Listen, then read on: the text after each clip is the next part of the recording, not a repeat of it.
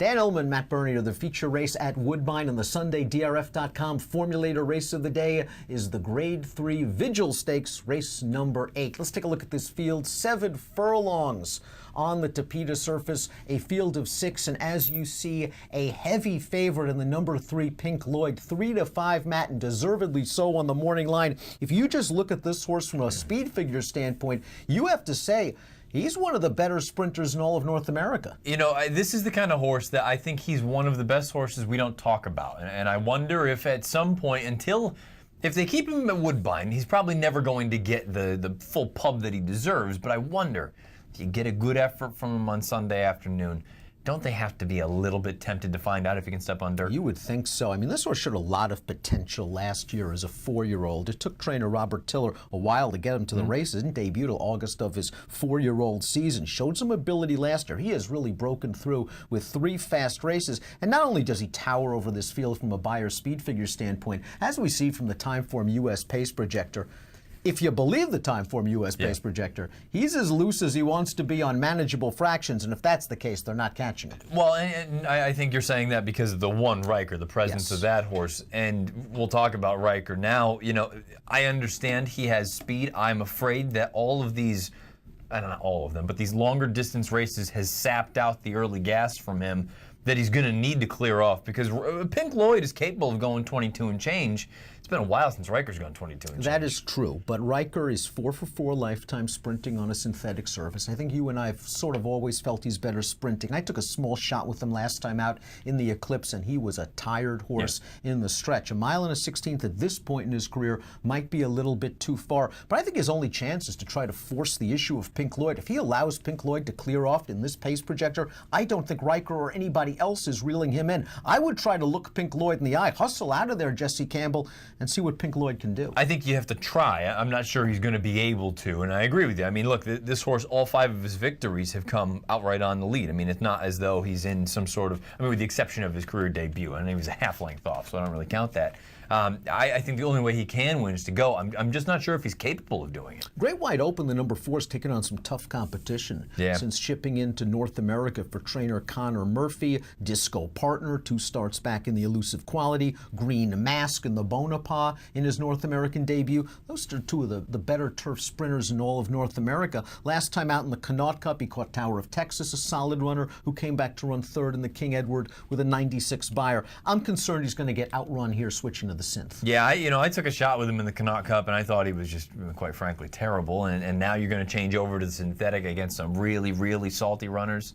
I don't want him. The 5 Western Elegance was dangled for a $50,000 tag last time out, his 7-year-old debut at Arlington Park, and I thought he ran quite well. He didn't have the cleanest trip. He was running at the end. I think 7 furlongs is well within his scope, but when you look at his overall body of work, lots of runner-up efforts, 10 out of 31, and this is a big step up in class. Yeah, he's a little bit slow on paper, and I think you brought up the biggest thing for me. 13 times second or third from 31 lifetime starts. If I'm using him, it's underneath. Trainer Michael Trombetta has 2 horses in the Grade 3 Vigil, the 2 We Dear You and the number 6 Tale of the Nile. We'll start with We Dear You, who has won 3 of 5 lifetime starts, popped a 90 Beyer speed figure most recently, and that race was flattered when the 4th place finisher came back to win on turf at Belmont with a 92. Yeah, I mean, this horse is in good form and really hasn't done a heck of a lot wrong. I'm not going to hold the 2-turn turf race against, and I'm also not going to hold the first start off that layoff at Parks against him. After that, you're left with a horse that's 3 for 3. I just look at it and say, big test in class. And, I mean, he's not slow, but he's going to need to run much faster. Different pace scenario this time around, possibly. In that last race, he got a setup. They went fast early. He sat all by himself at the back. He came on the outside. He's still very, very green. He must have swapped leads 2-3 times in the stretch. He was able to get up. This is obviously a tougher task. The other Trombetta horse, the number 6, Tale of the Nile, has a positive formulator fact. Let's take a look at that right now. Past 5 years, last out winner for older runners on synthetic, going second off the bench. Good numbers, 36%, almost a $6 ROI. Tale of the Nile, I think, is very, very interesting as we take a look at our top selections for this race. Pink Lloyd is very tough to beat. I don't want to have too much money in against him, but I'm going to make a case for Tale of the Nile.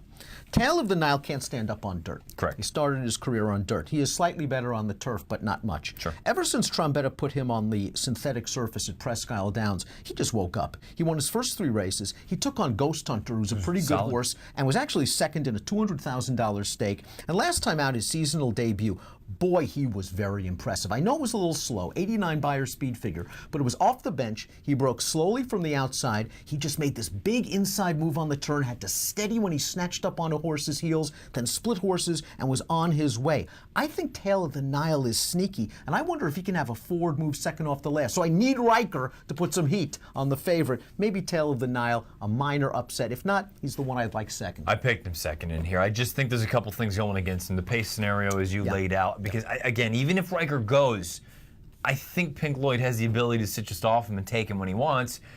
And the other thing is that he's just, boy, I mean, I'm looking at it and saying, Pink Lloyd at worst is going to run 100. I would just assume his last 3 races are 102 plus. This horse Tail of the Nile has never registered anything above a 90. So I guess it's just a scenario for me. And I'm okay falling on my sword. I'm not going to be betting this horse at 1-5. But I just look at it and say, boy, he's going to need so many things to go right for him, Tail of the Nile, to beat a horse like Pink Lloyd. I want to find out. I guess if I'm going to make a case against of Tail of the Nile, I have to make a case against Pink Lloyd. And my simple case against is he's a little bit nutty. Sure. You know, he broke through the gate last time out. He's not the greatest gate horse in the world. And the one thing that bothered me about the achievement was, boy, you know, he hopped back to his left lead in mid-stretch. I think this field is slightly tougher. I'm trying to find something to go against a big favorite. If I was playing this horse from a multiple race wager, this race from a multiple race standpoint, Pink Lloyd would be my only A, because he's way the horse to beat. But I would have Tail of the Nile in there somewhere, probably as a C. And from a win standpoint, if I get 6, 7, 8 to 1 on Tail of the Nile, small win bet. Now, without knowing the stake schedule off the top of my head, does it concern you at all that they have not really tried him in graded company other than that one time, and that was, you know, preceded a long layoff? I don't think so. He's a gelding. I think they're happy to make money. I think they're surprised. I mean, he started late summer of his 4-year-old campaign. He's banked $300,000. You can be 3 to 5 for $125,000. That's pretty good. Now, if he keeps popping numbers, 103, 102, 106, Saratoga, Keeneland, somewhere. Take a shot, because who knows how good Pink Lloyd is. He's the big favorite, the most likely winner of the Vigil. 3-6 for Matt, 6-3, 2-1 for me. Race number 8 at Woodbine. If you are playing the Woodbine Sunday card from home, 10% win place takeout on 10 selected tracks, plus $300 cash bonus if you sign up right now to DRF Bets. Find out more, drf.com/take10. Approximate post time for your Formulator Race of the Day. And remember, free Race of the Day past performances at the Race of the Day event page on drf.com. The Vigil, 4:58 Eastern. Good luck.